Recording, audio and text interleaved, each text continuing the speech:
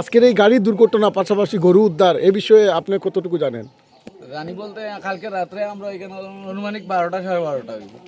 তো আমি এখানে বাইরেছি, বারে পেশাব করতাম, বারে গেছি একটা গাড়ি খুব স্পিডে যার স্পিডে দেখে মানে আমি গাড়ি গেছি ঢুকে গেছি করে 1 মিনিট গেছে না শব্দ শুনছি, খুব জোরে শব্দ হচ্ছে বোমার মতো, যে গাড়ি অ্যাক্সিডেন্ট হয়েছে এখানে উল্টি গেছে।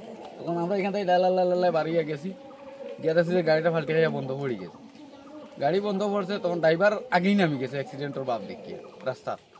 গাড়ি ফোরা বাদে ড্রাইভার নামছে নিচে, নামিয়া দরজা খুলে দিতে তাই গরু 2টা বার করিয়া গরু বন্ধ এইটা খাইয়া আর হ্যাঁ উঠিয়ে দিছে দৌড়ি দিকে গেছি গিয়া। পরে আমরা গরু আগিয়ে আনছি, থানা ফোন করছি, থানা আইসে রাত্রে আবার পরে ডালম স্যার নিজেই কেন রাখিয়া গেছেন গরু তাই রাস্তা আমি রাখছিলাম না, পরে তাই গেছেন রাখো কোনো অসুবিধা নাই আমি আছি।